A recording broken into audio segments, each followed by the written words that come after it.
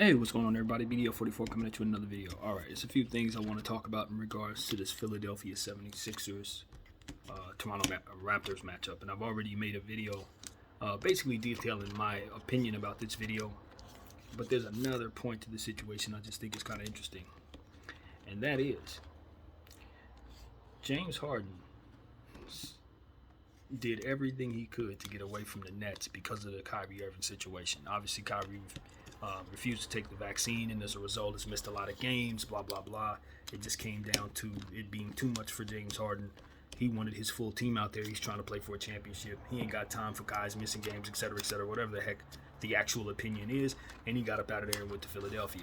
Now, Philadelphia, in the first round, has a situation where Matisse Thybulle has not been vaccinated and is possibly is definitely going to miss all of the road games in this series because of it. I just find that to be sweet irony right there.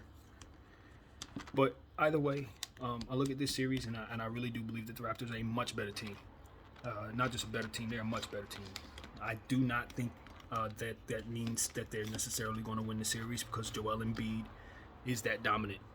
And when you have a player like Joel Embiid, just like as I said in regards to the Bucks and Giannis, a player like Joel is the great equalizer. You're not going to just outclass him. You're not going to be able to use great schemes that are going to help you overcome him. He's 7'1" and has Kobe skills, basically. So containing him is a tall task, to say the absolute least. And if the Philadelphia 76ers win this series, I do imagine it's going to be because he was too much to overcome. But the thing about it is I do believe that Toronto Raptors have so many more weapons, so many forwards to continue to throw at you, that in any situation where Philadelphia has to go into their bench, they're going to be severely outclassed by the Toronto Raptors forwards. And you couple that with the big playability, championship experience of the stars on that Raptors team who've already done it in OG Anunoby, Pascal Siakam, and of course, my mind's gone blank, Fred VanVleet. And then you consider Scotty Barnes is now a part of the fold and all of the things that he does on both sides of the floor. Gary Trent Jr. and all the things that he does on both sides of the floor. And then you think about the long guys that they got like Boucher and then Watabe and you think about another forward by the name of Thaddeus Young, who's just kind of on their bench, really not really considering needing to do a whole lot, but can still contribute in multiple categories when given big minutes. We know he can do some things. So this is a team that I just look at and say, on paper, it ain't really a question of who's a better team in my opinion. This is most definitely the Toronto Raptors. They have more weapons. They've been together. They've won together. They've beat this team at full strength with James Harden twice already in the regular season since the trade. It's not a whole lot pointing in the direction of me believing in the Toronto Raptors. If anything, I'm just looking at the overall, mystique of having superstars like James Harden and Joel Embiid as a means of supposing to overcome what looks like an incredibly difficult task. And I'm in the mindset after watching the Lakers and seeing a lot of these these fairy tales kind of dispelled by the realities of these circumstances. I'm kind of along the lines of just thinking that everything should be dispelled in that way. If it doesn't look good, it ain't good. That's what I'm on. This is the summer of realism, and I'm approaching my picks in regards to playoffs the same way.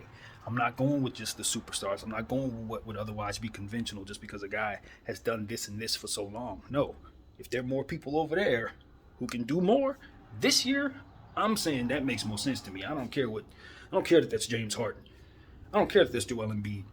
They are going to need to overcome about 12 people that are going to be coming at them from different angles. And I just think that ultimately in the game of basketball is what should overcome right now.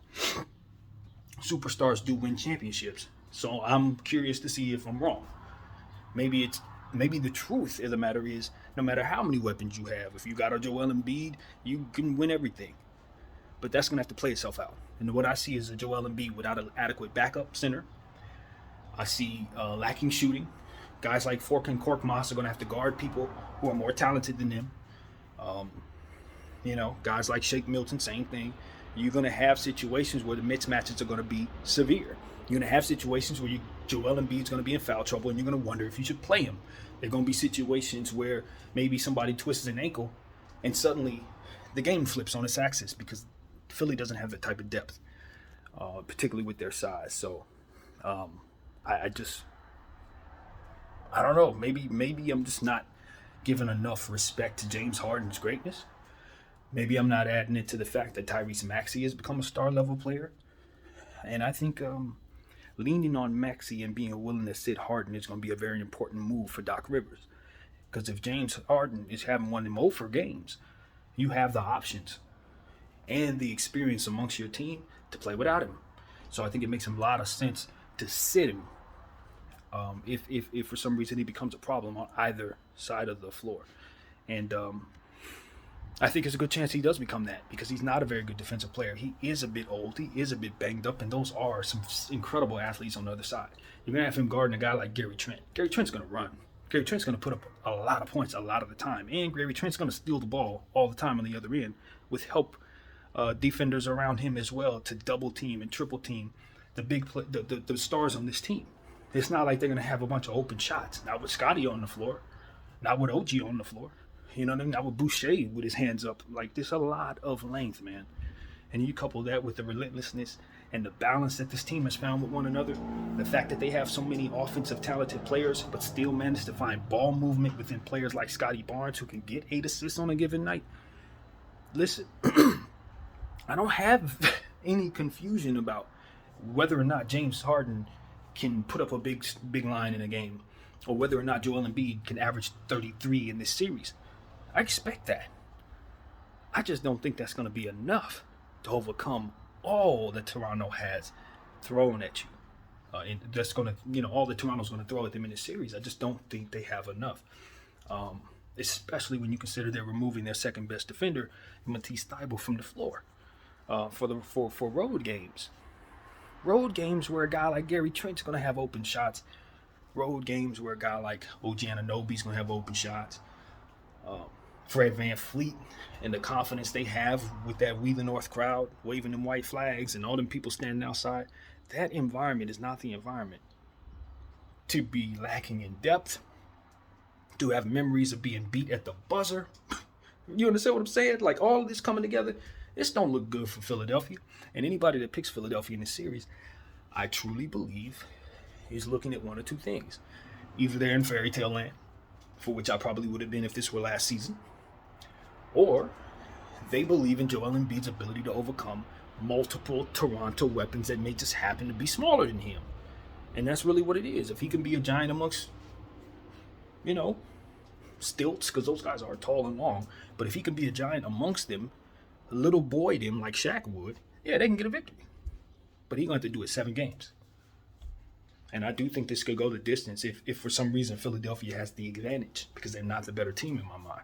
So if, let's say, Toronto goes down 2-1, I'm expecting Toronto to come back, depending on how this thing is structured and injuries and all of that. So I think this is either a short series going Toronto's way or a long series going Toronto's way. But I don't see Philly winning it at all, under no circumstance. They're just not the better team. This is the same way I would have looked at Lakers versus Detroit back in the day had I been dispelling myself of all the fairy tale nonsense. Looking at that series, going into it, you knew that Detroit had a better defense. They had more athletes. They had more talent all over the place, even though we had the upward talent with the superstars, the Shaq, the Kobe. Karl Malone had gotten hurt. That was another reason to pick Detroit. But all in all, they were just a better team than us.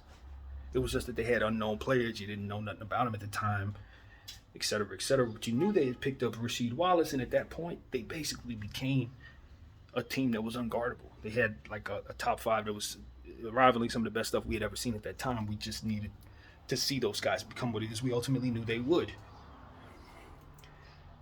This looked like that. Not in the sense that we don't know who Toronto is, but in the sense that Philadelphia is the Lakers. They got the Shaq, Joel Embiid. They got the Kobe, James Harden. You know what I mean? Gary Payton's over there. You look at him, you can switch those guys around to change them to who they can be to make it make sense. But what I'm saying to you, that dynamic is there. And then you got this Toronto club with a bunch of guys who won a championship. Kawhi's gone, and the other guys are, either youngsters or players who haven't done it yet. But you look at what those players do on the floor, not their experience, not what the other guys have accomplished, not what you think or whatever, but the fact that Gary Trent Jr. is one of the best steals players in the game. Scotty Barnes is going to be runner-up for Rookie of the Year, is one of the best defenders in the game. Pascal Siakam probably should have made an all-star team, can put up triple-doubles right away. Fred VanVleet made an all-star team. It's going to be in the microwave shooter in this series. You look at these things and you say, okay, what's going on with Philadelphia? Well, they got DJ backing up Joel Embiid. They lost Curry, so now they don't have a designated shooter. They got James Harden, who doesn't play any defense and tends to go cold and tends to be a little stagnant in regards to their offense, taking possessions out of players like Tobias Harris and Maxi's hands. They're better when he's not out there. This dynamic doesn't play into the hands of Toronto, even if you have a balance of talent, for which I don't think they do. Because these two teams have not the same amount of practice time with one another. Toronto's been with one another. They ain't made no big trades. Ain't no weird stuff going on throughout the season. People forcing their way here and trading away that and all of this. Nah. The same team they had to start the season, same team they got now, only now they got OG Anunoby back, who's been missing most of the season. So, there's no adjustment. Nick Nurse been the coach for 3-4 years. They know their stuff. They run it well. Where does this play in the Phillies' hands? Where? And you have to double back and consider they're going to, again, remove Matisse Thybulle from the games on the road. Let me tell you something. I'm leaning toward Toronto in 5, honestly. But I'm just going to say Toronto in 6 because I got respect for Joel Embiid, and I do believe that he's going to have games where he dominates and there ain't going to be nothing anyone can do about it. But those games, I don't expect those games to overcome the fullness, the entire fullness of what the Toronto Raptors represent, coupled with the massive home court advantage that they have when that thing shifts back to T-Dot. So, I wanted to double back and speak on more in this video because I don't think I gave it a prediction when I talked about this series last. I remember telling y'all I expected Toronto to win, but I didn't say in how many games. 6 games is what I'm going to officially say, but my gut says don't be surprised if it doesn't even go that far because Toronto just has a lot of weapons, man. They're going to be shooting, they're going to be driving, they're going to be blocking shots, they're going to be rebounding, and it's going to be a lot of pressure on Joel Embiid to stay out of foul trouble. If he gets in foul trouble and they have to rely on DJ for anything at all, it's a bad game for them. That game they're going to lose, in my opinion. And I've been watching DeAndre Jordan all year long, so I'm telling you, yeah. No, that's not your answer. You do better going small ball, playing Tobias Harris at the 5. I kid you not. So, I think that might be your best bet too. That might be your best bet. I know I hate small ball. I loathe small ball. But once you get into a situation where Joel Embiid needs to sit down, small ball is probably a better situation for Philadelphia and their roster than going with DJ at the 5 to try to fill in for Joel Embiid. I really believe that. So, yeah, I'm just going to leave it at that, you guys. Toronto in 6. We'll see how it plays out. And I look forward to seeing what happens. BDL 44, thank y'all for watching. I'm out.